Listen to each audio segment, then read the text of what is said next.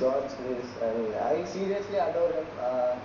చిన్నప్పటి నుంచి ఆయన సినిమాలు రాంబో రాకీ చూసి చూసి చూసి సిల్వర్ స్టార్ చదువుతారు సల్మాన్ ఖాన్ ఆయన చూసి చూసి చూసి కొంచెం అంటే మేబీ అది ఇంజెక్ట్ అయిపోయింది ఆయన. అంటే కొందరు అనుకున్నారు బట్ బాడీ లాంగ్వేజ్ లో డెఫినెట్ గా వాళ్ళ ఇంపాక్ట్ ఎంతో కొంత ఉండుంటుంది. అలాగే వాళ్ళ ఇంపాక్ట్ ని తీసుకుని ఇమిటేట్ చేయాలని అనుకుంటున్నారా, are you want to create your own style in your way? Imitate looks ఉంటే ఉంటుండొచ్చు అండి, but imitate we can't imitate because there Hollywood is entirely different. ఇక్కడ మన తెలుగు సినిమాలు లైక్ అంటే మేబీ అట్లాంటి సినిమాలు చేస్తే మేబీ ఇన్స్పిరేషన్ తీసుకొని చేయాల్సి వస్తుందేమో, కానీ ఇప్పుడు ప్రస్తుతానికి ఈ మూవీ మాత్రం మేము ఇమిటేట్ చేయాల్సిన అది లేదు. ఓకే, సో చేయడం కూడా అవ్వదు ఎందుకంటే ఇలాంటి క్యారెక్టరైజేషన్ వాళ్ళు చేయరు కాబట్టి. ఇది ప్రాపర్ ఒక తెలుగు అబ్బాయి గై నెక్స్ట్ డోర్ మన పక్కింటి అబ్బాయి స్టోరీలా ఉంటుందండి. కూల్ గా కామ్ గా ఒక నార్మల్ యాటిట్యూడ్ ఉన్న గై తన లైఫ్ లో ఏమవుతుంది, క్యారియర్ ఫోకస్ చేయకుండా ఎంతసేపు ఫ్రెండ్స్, ఎంజాయ్మెంట్, గర్ల్ ఫ్రెండ్ అని ఎంతసేపు అదే మైండ్ లో పెట్టుకొని అలాగే ఉంటే ఏమవుతుంది, దాని గురించి మా లవ్ చేస్తారు.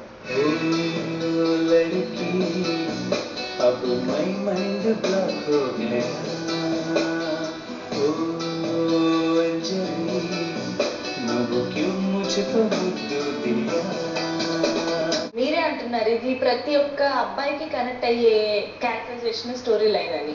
సో డెఫినెట్ గా మీకు కనెక్ట్ అవుతుంది. చక్కగా ఫ్రెండ్స్ తో తిరగడం, కెరియర్ గురించి ఆలోచించకుండా గర్ల్ ఫ్రెండ్ అని ఇలాంటివే ఎక్కువ ప్రపంచంలో పెట్టుకునే అబ్బాయి క్యారెక్టరైజేషన్. మీ రియల్ లైఫ్ వైస్ కూడా అలాంటిదే రైట్? సో చక్కగా ఫ్రెండ్స్ తో సినిమాలకు వెళ్ళడం, తిరగడం, బైక్ రైడ్స్ ఇవే ప్రపంచంలో ఉండే వయసు మీది. బట్ ఈ వయసులో మీరు సినిమా ఇండస్ట్రీకి వచ్చేసరి you have so many responsibilities from now. రేపొద్దున సినిమా సక్సెస్ డెఫినెట్ గా అవ్వాలి, మంచి సినిమాలు సెలెక్ట్ చేసుకోవాలి. Otherwise family and friends and film ఇండస్ట్రీలో కూడా మేబీ బ్యాడ్ నేమ్ రావచ్చు. సో ఇలాంటి రెస్పాన్సిబిలిటీస్ లోకి ఎంటర్ అయ్యారు. మెంటల్ గా ప్రిపేర్ అయ్యి ఉన్నారా? ఏ ఫీల్డ్ అయినా స్ట్రగ్లింగ్ ఉంటుందండి, that thing is for sure. అది నాకు తెలుసు ముందు నుంచి కూడా, కానీ ఇంకొంచెం స్ట్రగుల్ ఎక్కువ. అండ్ చిన్నప్పటి నుంచి ఈజీగా గివ్ అప్ ఇచ్చే వాడిని కాదు, కొంచెం ఎక్కువ హార్డ్ వర్క్ చేసేవాడిని. సో నాకు ఇష్టం ఛాలెంజెస్ ఎదుర్కోవడం. మీరు చెప్పిన అమ్మాయికి ఈ చీర ఖచ్చితంగా చీర కట్టడం ఈజీగా. బట్ ప్రీమియర్ చూసిన వాళ్ళందరూ కూడా, ఇండస్ట్రీ పీపుల్ కూడా విసు చాలా మంచి పర్ఫార్మెన్స్ ఇచ్చాడు. ఫస్ట్ మూవీలో చేసినట్టు ఎక్కడా అనిపించలేదు, కెమెరాకి భయపడినట్టు ఎక్కడా అనిపించలేదు అని అన్నారు. సో అంత మంచి కాంప్లిమెంట్స్ వచ్చాయి ఫస్ట్ మూవీకి. సో అలా కాంప్లిమెంట్స్ రావాలి అంటే చాలా డెఫినెట్ గా కష్టపడి ఉంటారు. ఏదైనా బాగా కష్టం అనిపించిన సీన్, ఎక్కువ రిహార్సల్స్ చేసుకుని చేసిన సీన్ అలా ఏమన్నా ఉన్నాయా? భయపడిన సీన్స్ కానీ ఏమన్నా, నేను చేయగలనా అన్న భయం వచ్చిన సీన్స్ ఏమన్నా ఉన్నాయా? అంటే ఫ్రాంక్ గా చెప్పాలంటే నాకు ఫస్ట్ డే నార్మల్ ఒకటే షాట్ ఉండండి, సెకండ్ డే వచ్చేసి రొమాంటిక్ సీన్. నాకు డైలాగ్స్ ఇచ్చేస్తే ఫటా చెప్పేస్తాను. That confidence I have. ఎన్ని పేజ్లో ఉండని యాటిట్యూడ్ ఇంకా యాంగర్ అదంతా ఫటా చెప్పేస్తాను. Second day of my shoot was romantic scene. అక్కడ వచ్చేసరికి నాకు కొంచెం అంటే భయం అంటే కొంచెం సిగ్గు అలా కొంచెం 2 takes పోయినాయి. థర్డ్ టేక్ ఇలా డైరెక్టర్ గారు పక్కన తీసుకెళ్ళి చెప్పారు, ఇది కొంచెం కూల్ గా క్యాజువల్ ఫీల్ అయితే ఓకే అని ఆ సీన్ పక్కన పెడితే మిగతా అన్ని ఫటాఫట్. సో ఒక రఫ్ అండ్ టఫ్ గర్ల్, ఒక ఇన్నోసెంట్ గర్ల్ మధ్య మీరు నలిగిపోతూ ఉంటారు. రియల్ లైఫ్ లో మీ విషయానికి వస్తే విసుకు అయితే ఒక రఫ్ అండ్ టఫ్ గర్ల్ కావాలా, ఒక ఇన్నోసెంట్ గర్ల్ కావాలా? రెండు మిక్స్ ఉంటే బెటర్ అండి. ఓకే, మరి రఫ్ వద్దు, మరి సాఫ్ట్ వద్దు. ఓకే, రెండు మిక్స్ ఉంది. అలాంటి అమ్మాయిలు చాలా తక్కువ దొరుకుతారు మూవీస్. కానీ రేటింగ్ టార్గెట్ చేయడం అన్నమాట. Okay, but coming to Anjali's characterization, Siddhi చేసిన క్యారెక్టర్ కి చాలా డేరింగ్ అండ్ డాషింగ్ గా, రఫ్ అండ్ టఫ్ గా ఉండే క్యారెక్టర్. జనరల్ గా అలాంటి అమ్మాయిలు చాలా రేర్ గా కనిపిస్తూ ఉంటారు. ఈవెన్ వాళ్ళు ఇన్నర్ గా రఫ్ అండ్ టఫ్ అయినా బయటికి మాత్రం చాలా ఇన్నోసెంట్ గా కనిపిస్తూ ఉంటారు అమ్మాయిలు చాలా మంది వరకు. సో అలాంటి క్యారెక్టరైజేషన్ అందరికీ కనెక్ట్ అవుతుంది అని ఎందుకు అనిపించింది? యాజ్ ఎ హీరో మీకు అలా ఎలా అనిపించింది? డెఫినెట్లీ ఇప్పుడు 10 గర్ల్స్ ఉన్నారంటే 10 గర్ల్స్ లో ఒక అమ్మాయి ఇలా ఉంటుందండి. That's for sure. ఓకే. అంటే ఇలాంటి అమ్మాయిలు మనం రోజు చూడకపోవచ్చు, కానీ will definitely meet female like this. చాలా అల్లచిల్లగా, చాలా క్యాజువల్ గా, ఎప్పుడు వేరే వాళ్ళని నేర్పించుకుంటూ ఇలాంటి అమ్మాయిలు విల్ డెఫినెట్లీ మీట్. అలాంటి అమ్మాయిని బేస్ చేసుకుని ఈ క్యారెక్టర్ ఒకటి.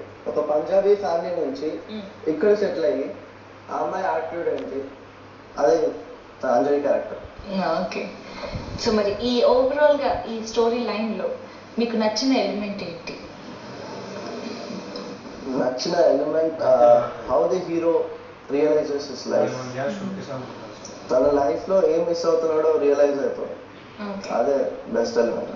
ఫస్ట్ సినిమాలోనే చాలా మంచి కాస్టింగ్ మీకు దొరికింది అండ్ ప్రగతి గారు మీ మదర్ రోల్ అని అంటున్నారు. సో వీళ్ళందరితో వర్క్ చేస్తున్నప్పుడు ఏం నేర్చుకున్నారు మీరు ఒక ఆర్టిస్ట్ గా? పర్ఫార్మెన్స్ వైజ్ ఎలాంటివి నేర్చుకోవాలని, కెమెరా, లైట్ ఫేసింగ్, ఇలాంటివన్నీ చాలా చిన్న చిన్న విషయాలు నేర్చుకోవాల్సి ఉంటుంది కదా. సో ఈ సినిమాలో మీరు నేర్చుకున్నది ఏంటి? ప్రగతి గారు చాలా కూల్ అండి. ఆవిడతో వర్క్ చేయడం అంటే చాలా హ్యాపీ. తను అంటే చిన్న చిన్న టెక్నిక్స్ చాలా ఉంటాయి, మనకు తెలియదు. ఎందుకంటే ఇనిషియల్ స్టేజ్ కదా మనకి, చిన్న చిన్న టెక్నిక్స్ చాలా ఉంటాయి. కూల్ గా అన్ని అర్థమయ్యేటట్టు చెప్పి చాలా క్యాజువల్, చాలా ఫ్రెండ్లీగా ఉంటారు ప్రగతి గారు. చాలా హెల్ప్ చేస్తారు. చాలా మంచి క్యారెక్టర్. మీరు ఈ మూవీ చూసిన తర్వాత డెఫినెట్లీ మీరు ఫీల్ అవుతారు, అరే మా మదర్ కూడా ఇలాగే ఉంటారు అని చెప్పేసి. అలాంటి క్యారెక్టర్ అండి ప్రగతి గారు.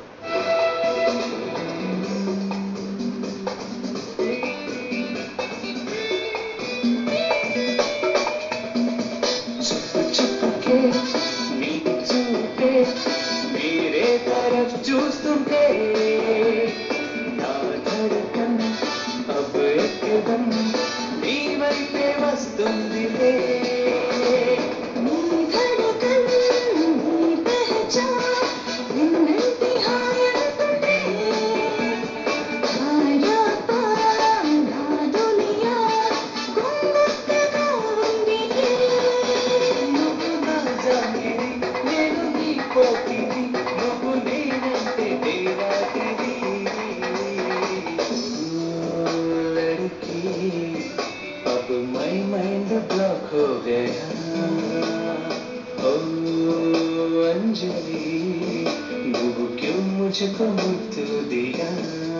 ఫస్ట్ సినిమాతోనే ఒక మంచి సబ్జెక్ట్ అండ్ ఒక మంచి బడ్జెట్ తో రూపొందిన ఒక సినిమాలో చేసే ఛాన్స్ దొరికింది. సో డైరెక్టర్ తో వర్క్ చేయడం ఎలా అనిపించింది? ఫస్ట్ డైరెక్టర్, సో ఆర్టిస్ట్ ని మౌల్డ్ చేసుకోవడంలో ఇదంతా కూడా ఒక టాక్టిక్స్. సో ఆయన ఆ విధంగా ఎలా చేయగలిగారు అంటారు? నేను ఆయన చాలా థ్యాంక్స్ చెప్పానండి. ఎందుకంటే చాలా నేను కాకుండా చాలా అంటే మంచి మంచి వాళ్ళు చాలా మంది వచ్చారు ఆడిషన్స్కి. అంటే కొందరు ప్రొడ్యూసర్స్ సన్స్ వచ్చారు, కొందరు స్టార్ సన్స్ కూడా వచ్చారు, చాలా మంది వచ్చారు. కానీ ఆయన సబ్జెక్ట్కి ఇంపార్టెన్స్ ఇచ్చి ఆ సబ్జెక్ట్ కి ఆ క్యారెక్టర్ ఎవరు సూట్ అవుతారో తను చాలా ఫిల్టర్ చేశారండి. ఆ క్యారెక్టర్ తను ఎక్కడ కాంప్రమైజ్ అవ్వలేదు. స్పెషల్లీ ప్రొడ్యూసర్స్ గారు కూడా చాలా థ్యాంక్స్ చెప్పాలి.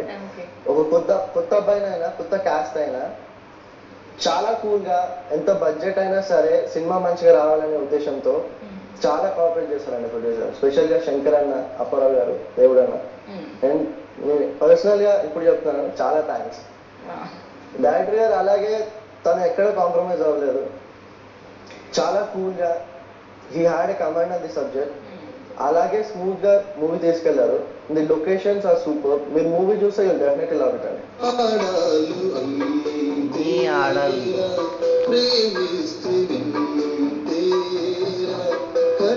కెమెరామ్యాన్ కి ఆర్టిస్ట్ కి ఒక రకమైన కోఆర్డినేషన్ ఉండాలంటారు. అంటే కెమెరామ్యాన్ చెప్పినట్టుగా చేస్తే డెఫినెట్ గా మనం చాలా అందంగా కనిపిస్తాము, అంటే క్యారెక్టర్ తగ్గట్టుగా బాగా కనిపిస్తాం అన్నట్టు ఉంటారు.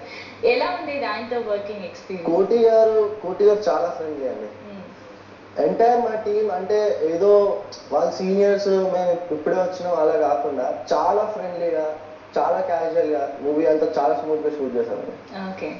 కోటి గారు మీరు సినిమా చూస్తే, మీరు నాకు తెలిసి ట్రయల్ చూస్తే మీకు అర్థమైపోతుంది, చాలా డిఫరెంట్ గా లొకేషన్స్ కూడా ఆయన పర్సనల్ గా వెళ్ళి చాలా బాగా వచ్చింది.